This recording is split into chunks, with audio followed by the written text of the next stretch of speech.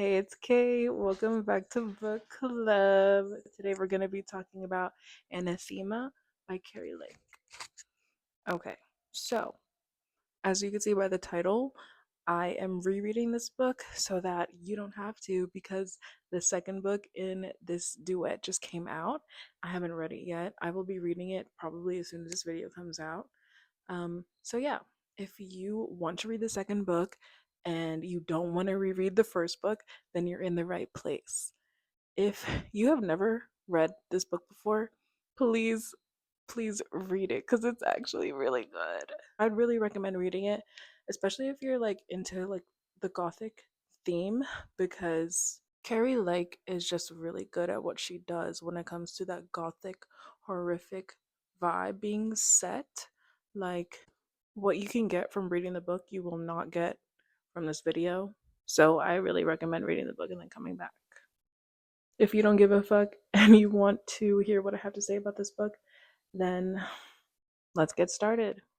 So, if you have read this book, then you already know what's about to happen. The first 40% of this book is literally world building and lore. Like, the two main characters don't even have a conversation until like the 40% mark. So, prior to that, it's literally just setting the foundation of like what this world is and what's going on. If you wanted a slow burn, honey, you're definitely gonna get one with this book. In the prologue, this takes place in Etheria. We meet Cadavros. Cadavros is a dark and corrupted soul. He's like literally a creature. He used to be one of the king's mages, and now he's like a beast. He has like bark skin and like antlers and stuff. He wasn't born like that. Like he's corrupted. And then we have the Rydane family. So we have mom, dad, Zavander is the younger brother, and Branimir is the older brother, right? So they're in Etheria, and Cadavros. The reason why he's like decrepit and creature like is because he did a ritual on himself called Emberforge. The ritual is to eat sable fire, and then if you eat it and the ritual is successful, then you'll be able to control the sable fire. But it didn't work. Cadavros forced the Rydane family to allow the two kids to undergo the Emberforge ritual. So the older brother Branimir does it and it doesn't work on him. So he's in the early stages of becoming corrupted and like losing his mind. And so then we have Zavander who's a baby. The ritual works on him. Now that Cadavros has a child who successfully underwent the Emberforge ritual, he's like, okay, I'm gonna eat the kid. Because then if I eat the kid, then I'll be able to control the sable fire, right? Wrong. Because he tries to eat Zavander, but it doesn't work. And that's the end of the prologue. Okay, so let's get into part one. We are in Mortasia, where we meet our main character, Maveth. So Maveth lives in Vonkovia. She lives in essentially a Puritan town. This world's version of Puritan because her town is super religious, super misogynistic, super superstitious. Literally everything is witchcraft unless it has to do with God and the church. So yeah, they live right next to the Eating Wood. The woods have killed like hundreds of people. Like it's not like something to scoff at. These woods are genuinely scary. Some people think there are demons in the woods, witches, angels, fairies, monsters. No one actually knows what's in there, but they know that those woods are no good. And our main character, Maveth, she's not like the other girls, of course not, because she was actually found at the entrance of the woods. No one knows how she got there. Maveth is taken in by the Bronwick family, so the important people are Agatha, the granny, Alasia, the sister, Uncle Rifton, Uncle Felix, and her dad. At the beginning of the book, the dad's already dead, right? She gets a letter saying that her dad is dead, and she's sad, but it's more she's more so sad about like the implications of what that means for her. She throws a letter and it lands in the woods. She goes and she wants to pick it up, and she cuts herself on a piece of broken, jagged bone sticking up. out of the ground. And the bone reacts to her blood and it like bubbles and her blood turns black on it. And she like has a big old gaping wound on her arm. So while Mavis is in Mortasia dealing with the loss of her father, we pan back to Etheria and follow Zavander, of course, who is a grown man now. He is 211 years old, at least. And Mavis is 19. In order to understand what Zavander is up to in Etheria, you have to know what Vivicantum is. Vivicantum, it is something that Mancers use. It basically feeds their power. So if they don't have Vivicantum, then they lose their powers. Zavander, as we already know from the prologue, has the power to command Sablefire. So he is collecting bloodstones. It's not revealed yet why he's creating bloodstones, but we will find out. Mavis lives in like a super misogynistic town, so her granny wants to marry her, basically sell her to some 50-year-old man that lives in their town because he's from a good family. So obviously Maeve is like distraught about this, and her sister Alasia are trying to come up with a plan, but they really don't have a lot of options. We basically find out that Alasia has been fucking Uncle Riften. Sucia. Alasia, she wants to run away with Uncle Riften and Maeve so that they can escape this town.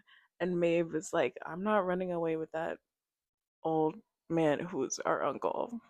So remember that Maeve got cut on a piece of bone that was in the Eating Woods. So yeah, the cut's getting worse and worse. And like imagine that she has an infection from the cut, but it's so bad that she actually is out cold for 4 days and she dies. She, like her heart stops for like 10 minutes or something. She wakes up after 4 days and she has a gnarly ass scar, and her eye is turning silver. So she has gray eyes and she has like a little silver part in her eye now. As we follow Maeve, she starts to have hallucinations. We don't really know if it's real or not at that point. And she's just like hearing like screaming, people asking for help. She's seeing people in the house that aren't there. She sees a giant bird. She sees boys out in the woods. Because Maeve feels like she might be losing touch with reality, she goes outside to investigate whether or not they were actually boys, like in the woods. Or when she goes outside, she finds a mysterious black and silver egg. There is a witch in this town. Everyone calls her the Crone Witch. The Crone Witch is a wise but very cryptic character. Like, she's not gonna just say outright things, she's gonna say it in the most mysterious way that she could say something. And she tells Mavis that all the things that she's been seeing or hearing are actually because she can see and hear the dead. Then Mavis frigging meets a 50-year-old man that her granny sold her to. And the granny already took the money, by the way. When we meet Mr. Morose, Maeve's betrothed, it's at like a dinner, and he tells the whole like crowd at dinner that his family owns mines in Liberia, and they found a mysterious white stone. Oh gosh, we find out that Alasia is pregnant with Uncle Riften's baby. I want to point out that Alasia is not blood related to Uncle Riften, just in case you were worried. Okay, let's talk about Zavander now. So let's go back to Etheria. In Etheria, there are different types of magic users and magic holders. Zavander is a Lunazir Mancer. There's only one other type of Mancer in this universe, and they're called Solassians. Zavander serves the Lunazir king as his assassin. Zavander has some street cred. People are scared of him. They call him a demon. And he meets with a mage named Dolian in a tavern. We learn that there are 7 powerful bloodlines, that they need bloodstones that represent each bloodline, and Zavander already got all 6, so he needs the last one, and the last one is quite elusive. Dolian has the gift of foresight, so he has visions, and he sees that Zavander can get the seventh bloodstone if he goes to the Eating Woods. He's supposed to be looking for a stone with silver markings. So you'll know that it's the seventh bloodline if it has silver markings in it. In Etheria, it's widely accepted that Kadavros is now dead. He's supposed to have been executed by the king, but some people believe that he's alive. Dolian is one of those people, and he thinks that Kadavros will start a plague. Obviously, we know that Zavander's Lunazier, but he's not really able to access his moon magic anymore because of the Emberforge ritual. His main source of magic is the Sable Fire that he can command and control. And he also has scorpions. After Zavander has this conversation with Dolian, he goes to a brothel because his sister works as a sex worker in brothels sometimes. When Zavander goes to get his sister Rakaya, she's unconscious, and we find out that she's a victim of a crime called Flamapool. This crime of like the sex workers being put under the influence of Flamapool is a recurring thing that'll happen throughout the book. Just know that Rakaya survived this encounter with the person who did the Flamapool to her, but the other sex workers did not. Gosh, so some more lore about Zavander is that when he was a kid, obviously the whole thing with Kadavros happened, and the king claimed to have murdered Kadavros, but the king also wanted to punish anyone who had ever had any dealings with Kadavros. So the king sentenced Zavander and his dad to imprisonment. Because the dad had a lot of enemies, the Selasians wanted to hold them prisoner instead. And because the Lunazir king didn't want any smoke with them, he was like, all right, like take them. Like I don't care. So the Selasians take Svander and his dad and keep them in prison for like 100 years. Kill his dad in front of him, and they force him to work in the mines. While Zavander is imprisoned by the Selasians, he's also sexually abused. That's something that's going to come up a lot in the book also. It's crazy because they force him to get a Jacob's ladder. I don't like, why did they do that? Remember that Radomir also suffered the Emberforge ritual and it did not work on him, so he is devolving as he gets older. He's getting the bark like skin that Kadavros had, and he's basically unsafe, so they keep him locked up in the dungeon. Brandomir can also control huge spiders, similar to Zavander's scorpions. So after Zavander saves his sister, takes her back home, he's like, okay, let me go get the seventh bloodstone. So he crosses the Umbervale into Mortasia through the Eating Woods, and he sees a creature in there that we'll find out what that creature is later. Remember that Maeve cut her arm open on that bone in the woods? Right. Zavander, walking through the woods, he finds the bloody bone and he's like, oh, let me use my sable fire to make a bloodstone out of this blood on the floor. And what does the bloodstone have? Silver markings. So he's like, oh, yep, here we go. This is the seventh bloodline. Let me find who this blood came from. By the way, when he turns the blood into a bloodstone, he has the urge to lick it. Freaky. Why would you lick that? He finds Mavis immediately. He goes into her room, is standing over her bed while she's asleep. Zavander tries to kill her and turn her blood to stone, but he can't. And he doesn't know why. Also, just note that like when he's in her bedroom, he feels like his senses are being overwhelmed, like by the smell of her, and he like thinks she's really hot too. And she wakes up and he disappears. But when she wakes up, the egg that she found outside hatched. Maeve said that what came out of the egg was a creature with shiny black scales. It has silver eyes and claws and black wings, and it's like a little tiny little thing, like a bird. It has a long tail, and she names it Ravox. But anyway, back to Zavander. This is his time to shine. He obviously can't kill her, so he can't get the seventh bloodstone, so he returns home very dejected. So remember that Mancers need Vivicantum in order to use magic, or their magic will no longer work. If you use too much Vivicantum, then you turn into something called a Carnifican, and you you basically lost your mind. Carnificans have speed, strength, and magical abilities, so they're hard to kill. They keep all the Carnificans at Corvus Keep. Corvus Keep is an abandoned castle. So remember that Zev is the king's assassin. So the king orders Zev to assassinate Dolian, who is our friend, because Dolian has taken himself to Corvus Keep and locked himself in there. You're not supposed to be there. Zavander and his friend go to Corvus Keep. They have to fight through the Carnificans. They finally find Dolian, who's inside, and they get some more info dumping about Corvus Keep. Dolian tells us that a mortal race used to live in Corvus Keep, and the Corvus Keep people is a seventh bloodline that Maveth, as we know now, belongs to. So she's the last of her bloodline. We also learned that Ravox is a creature called a Corvagon. Dolian tells us that the king's mages are also after the seventh bloodstone, as well as the bloodstones that Zavander has already made. Zavander, the other assassin, and Dolian all return to Eidolon safely.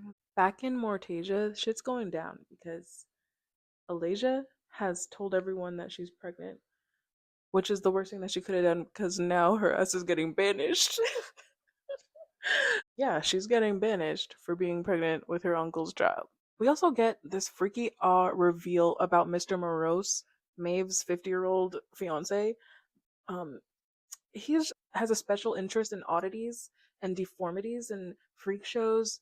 So he shows Maeve his little collection of stuff, and it's horrifying. He has two women in a tank in his house with their legs freaking sewed together.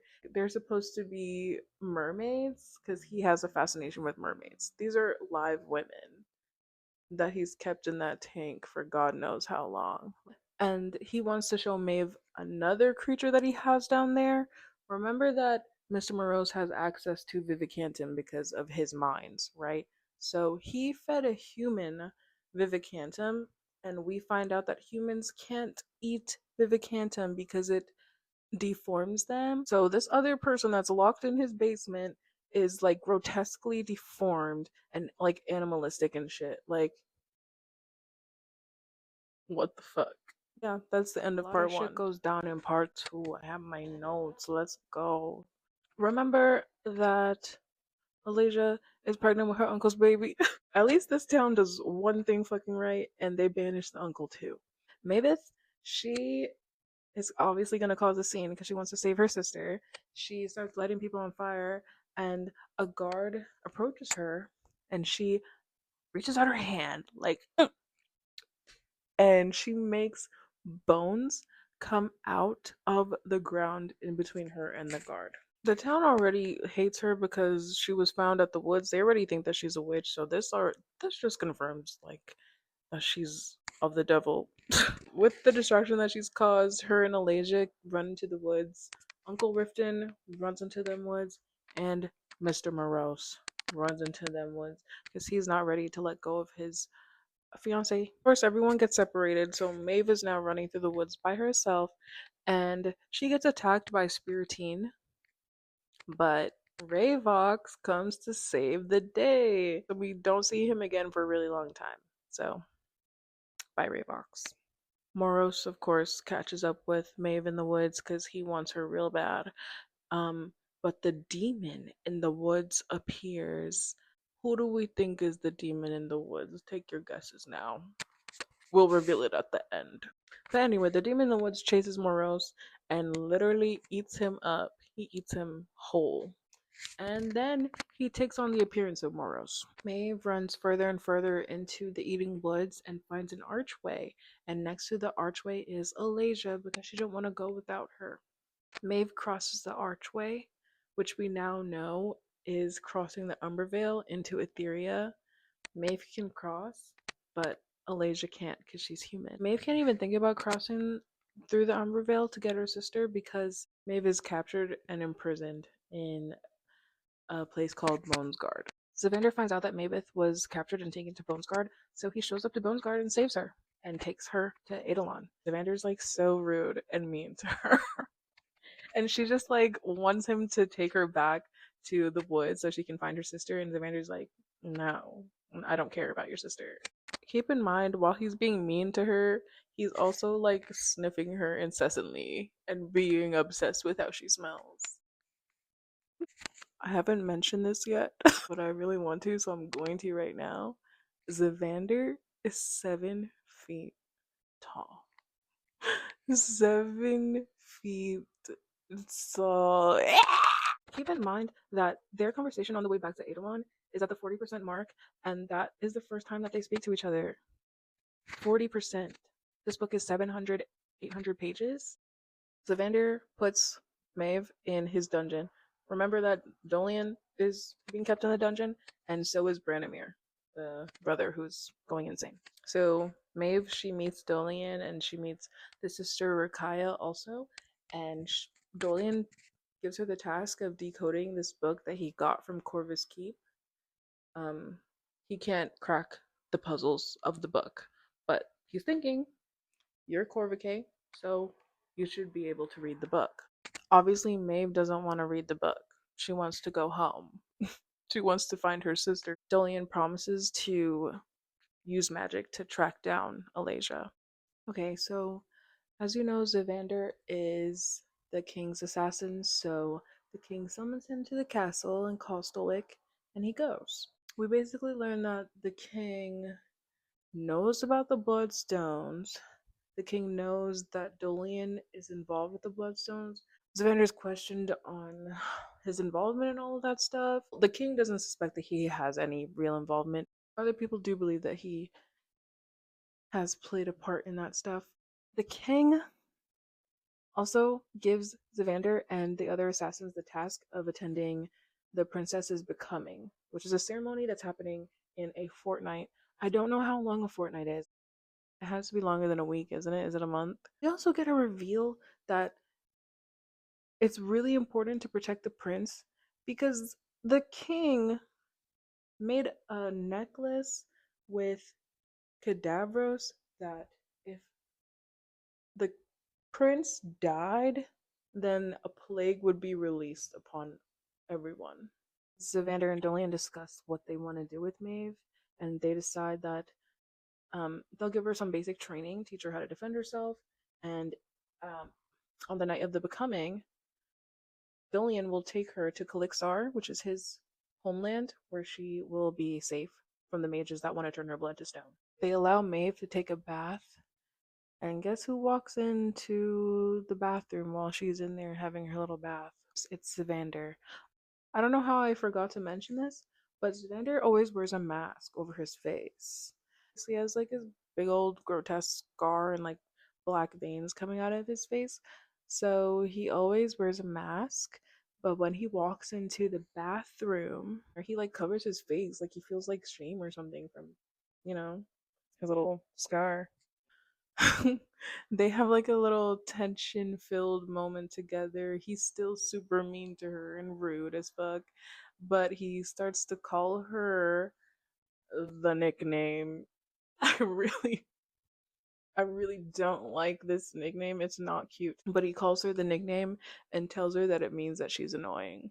Maeve is in the dungeon again and she's working on the book that Dolian gave her because she can't sleep.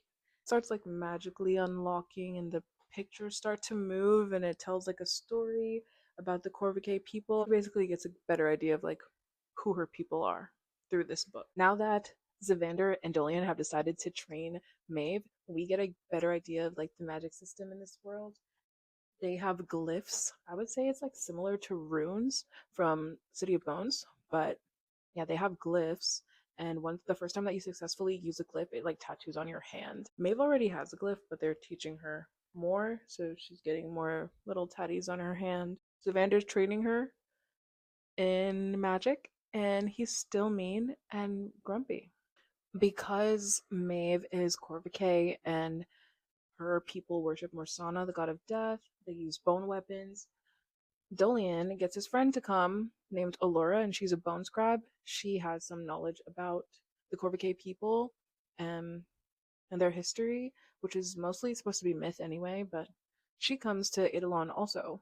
Dolian performs the tracking magic as he promised Maeve that he would, and they see that Alasia is alive, but they are not able to see much more than that. This is like one of my favorite parts in the book. So Branimir is still in the dungeon, right? So he sends his spiders up to lure Maeve to his cell. So when she opens the door to his cell, he drags her in there. And she's screaming. His giant spiders don't like screaming. So he tells her, like, just sing to calm the spiders. And as she's singing, he crawls into her lap and starts crying because he's so, like, touch starved and affection starved. She puts her hand on his face and, like, strokes his face while he cries. And it's such a beautiful moment. By the way, Branimir is a sight to see. Like, he looks like a demon down there. He's scary. But there's a part of him that's still in there. Obviously, Zavander finds out that Branimir took Maeve into his cell, and when he sees them together, girl, he's so jealous. This is the first time that Maeve sees him without his mask because he rushed to save her from Branimir, so he didn't put on his mask. And she thinks that the scar and like veins on the face make him look severe, but no less like beautiful for it, you know? And Zavander's hella crushing on Maeve too. He, in his mind, we see that he thinks that she's divine. He thinks she's beautiful and intoxicating. Because of the situation with Branimir, he forces her to take a bedroom in the castle instead of staying in the dungeon. Maeve is still being trained in her magic, and Zavander tries to like let her channel his sable fire, but instead of channeling it, she starts to siphon it and she starts commanding it. And they describe this experience as like really, really arousing. Like she wanted to like cross her legs because she was so like turned on from it, and she felt like it was seducing her and stuff. But with the siphoning of the sable fire that she's doing, she gains another glyph, and Dolian says that he's never seen this glyph before, so it makes her even more rare and is gonna make her an even hotter commodity for the mages when they find her. During this training session where she siphons the magic, she also enters Caligoria, which is like a dark space in the mind. And in her Caligoria, Morsana is there. Morsana tells her, do not trust him. We don't know who she's talking about. It better not be Zavander. Remember that the Flamapool guy is attacking sex workers? This is still continuing. At least two or three more sex workers have been killed. Just know that that's still going on. Zavander allows Maeve to sing to Branimir again and walks her back to her bedroom after, and they're having some very flirtatious banter. Yeah, it's getting real cute up in here. Finally, we're injecting some romance into the story because it needed it. Um, yeah, and they almost kiss, but they don't. Like, I wonder what it's like to kiss someone who's 7 feet tall, you know? After they almost kiss, Zavander starts to avoid her because he just finds her way too irresistible, and she's gonna be leaving to Calixar soon. I think he feels like he's protecting her from him and also protecting himself from her. The king calls Zavander back to the castle because the prince has to address the people and give like a speech or something. And while the prince is giving his speech, there's like a whole riot breaking out. Remember that there is civil unrest within the Lunazir kingdom because of the issue with the Vivicantum. It's a finite resource, right? And the wealthy people are hoarding all of it. they like wear it as jewelry. It's like the wealthy are like flaunting how much power they have, while the people at the bottom live in poverty and can't get a scrap, can't get one drop of Vivicantum. I'd be screaming, "Eat the rich too!" And they're throwing pig's fat at the prince to symbolize, like, the greed of the upper class. The people believe that Cadavros is alive, and they also believe, because they're so starved of Vivicantum and magic, that Cadavros is going to give them the power of to use Sable Fire so that they can have magic again. Um, I don't know who told them that. Meanwhile, back at Eidolon, Maeve is in her little bedroom in the castle, and she is accosted by another ghost. Tells her, do not trust him. We still don't know. Like, we don't know who him is. Like, who are you talking about? Maeve and Savander do the power siphoning thing again, and it's quite steamy the second time. She's like saying like don't stop and all this shit. Like it got pretty spicy. They finally fucking kiss. Woo! Yes. Okay, I absolutely must share this quote from their first kiss because it's so good. Okay, listen.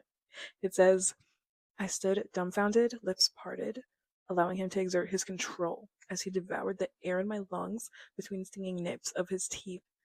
The way his tongue masterfully swept through my mouth and across my lips, teasing and taunting me, warned of dangerous passion. A man who could easily ruin me in one night.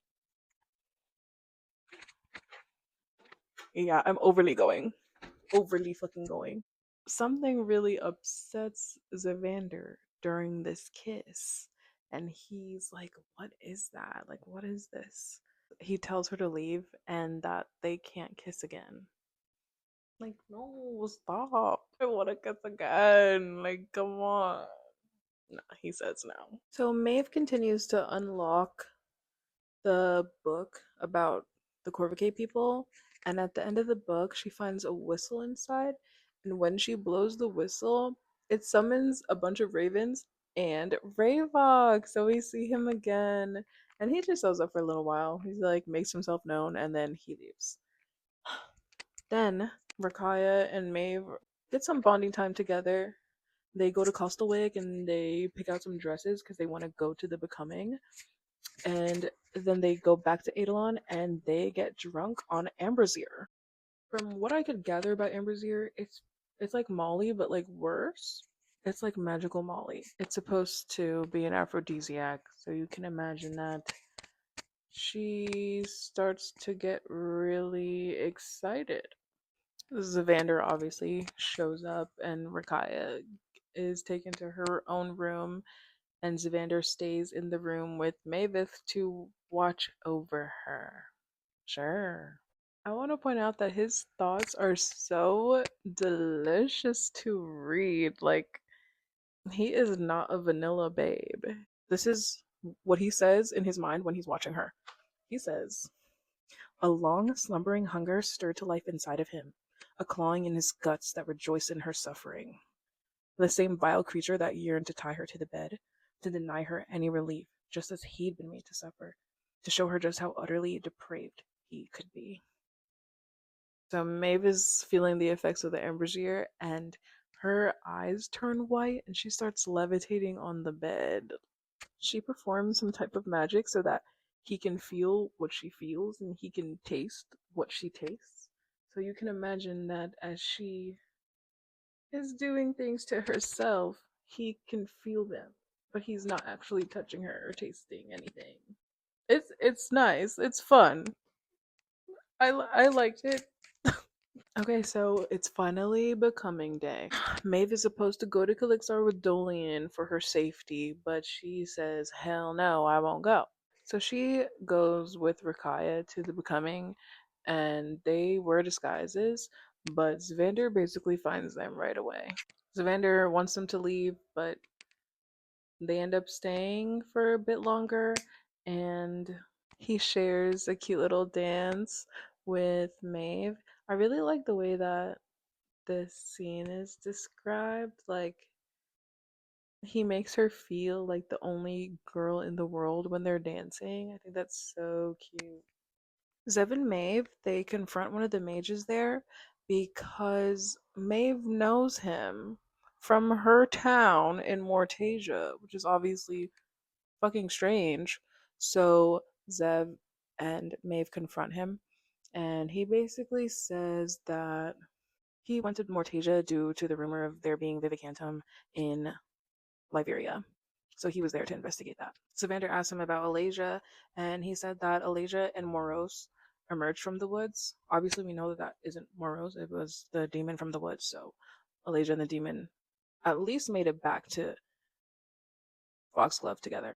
Zavander asks him what the other mages are after with the bloodstones and everything, and he explains that the mages really just want to kill Cadavros for good, and they want to strengthen Umbervale, like the barrier between Mortasia and Etheria. After the info dump that we get from this mage, Zavander kills him. During the becoming ceremony, the uprising starts up again. In the chaos of it all, Rakaya and Maeve are trying to escape, but Maeve ends up getting kidnapped. We learn that she was kidnapped by the mages, the king's mages, and they kidnapped her because they want to turn her blood to stone. So they try to turn her blood to stone. They make her eat the sable fire, and she enters Caligoria again. Remember, it's the dark space where Morsana is. So when she's in the dark space, Morsana tells her, like, don't be afraid. Like, you can command the sable fire, so you're a good girl. Go and command it. Because Maeve can command the sable fire, she basically busts out of the chains that they have her in. She melts some guy's eye sockets, like eyes literally melt out of his face. She like kills two other mages with the with the sable fire. Um, she's also not completely lucid when this happens. Like it's kind of like she's in a possessed state. She can also command the sable fire when she's aware of herself and in her right mind. She's looking for a way to escape, but there's like sable fire everywhere, so it's kind of difficult. Rakaya and Dolian, they both come to her rescue, but they're also having a hard time escaping because the guards are after them. Zavander has no idea that Maeve was even kidnapped until a little bit later, but he finds out that the Celestians have played a part in her kidnapping, and that the Celestians have also played a part in the pursuit of the Bloodstones. Although he doesn't really find out exactly what's going on with the Celestians, he knows that there's some messy things going on and they're involved. At least that's what I gleaned from it. Obviously, because Evander knows that Mavis is kidnapped, he goes to save her and he finds Rakaya and Dolian there, but he doesn't find Mavis. Dolian tells Zavander to go and get Mavis because she is his mate. We have a fated pair trope. Do we love or do we hate? Because I personally, I really like. I eat it up every time. The fated pair, the mate bond. Like I just like it. In this world, it's supposed to be like obvious that someone's your mate from the first time that you guys kiss. And so that's why Zavander had a anniversary action when they kissed for the first time. We learned that one of the king's mages has taken Mavis to Mortasia. She promised that Mavis could go to Mortasia to get her sister. So the mage that took Mavis, her name is Melantha, and we find out that Melantha has been the one that's been flammapooling all of the sex workers throughout this book. I don't know why the fuck this weirdo was doing that this whole time. You're weird. If it was explained, I don't know what the explanation is. It went over my head. Why was she doing that? Like, someone tell me, please. So, the plan is that Dolian, Rakaya, Allura, and one of the assassins, his name is Torin, they're all gonna go to Kalixar where they can hole up and be safe. Because obviously, shit's getting worse and worse here. Zavander is gonna go after Mavis, So Dolian makes a portal for him to go through so that it'll take him to Martasia. That is the end of part two. Part one was like, here's the lore. Part two was like, here's the plot. So let's see what part three has in store for us. So Maeve passes through the Umbervale. Midlantha, she really just lets her go. Like, I don't even really understand the character of Melantha at all. Like, what purpose does she serve? I don't know. But she lets her go into Mortasia. Maevith, she goes through the Eating Woods. There's really no incident. She gets to Foxglove and it's abandoned. Like it's completely empty, it's silent, she doesn't see anyone, she doesn't hear anyone. And she goes to her home, and in her home she's attacked by Uncle Felix. But it's really not Uncle Felix anymore. He's like deformed and animalistic and just not himself.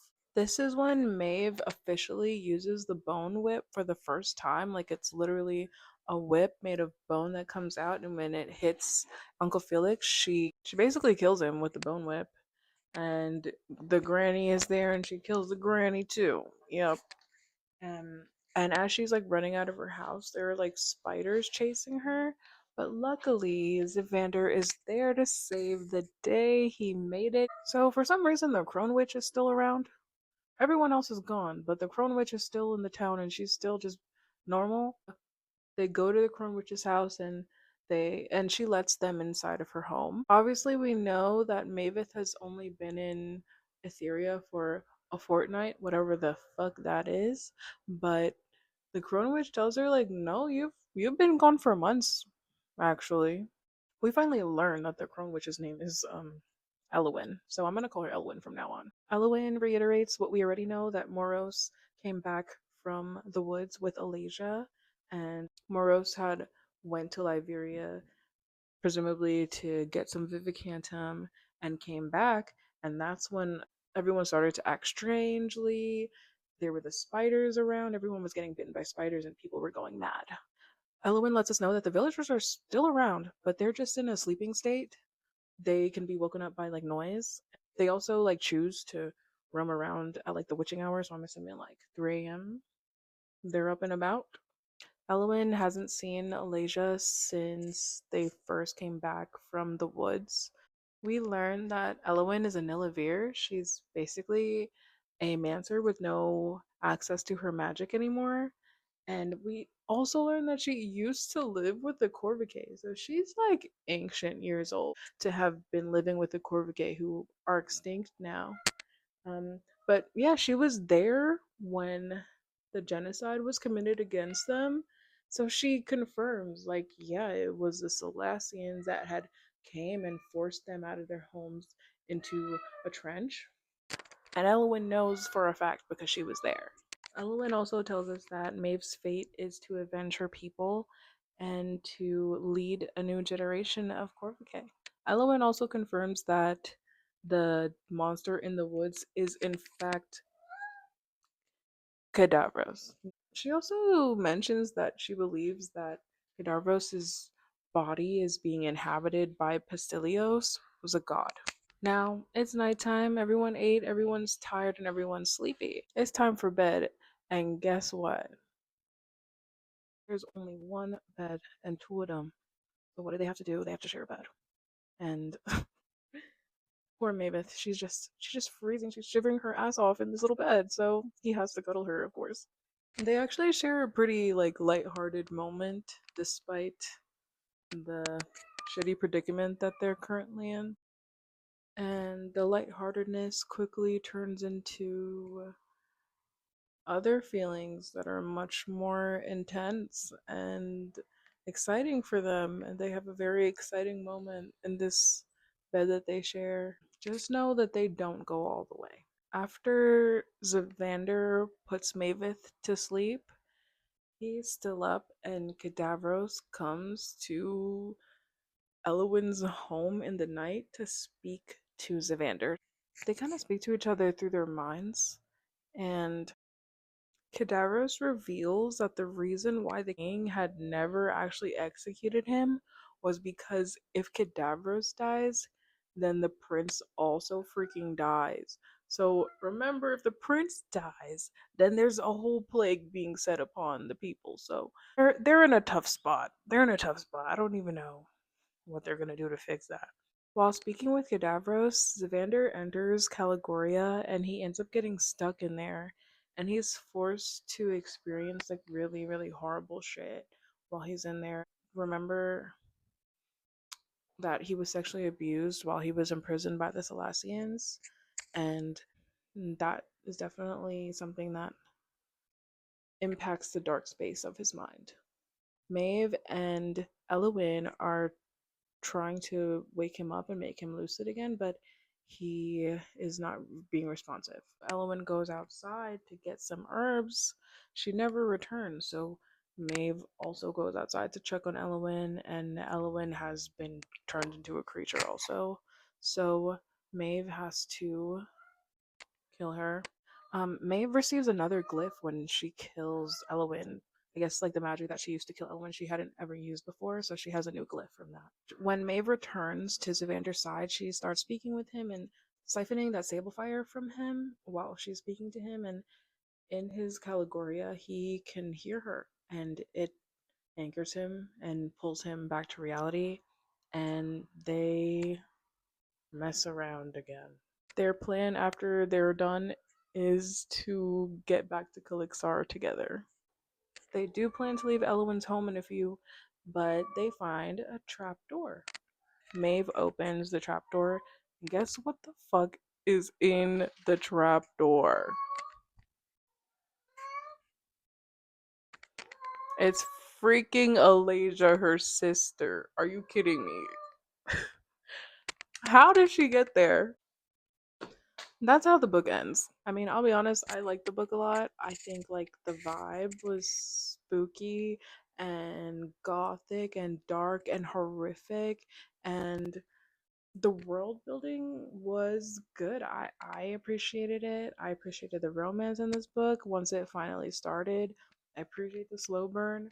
So I gave it 4 stars on um Goodreads, and I will be reading the second book right now.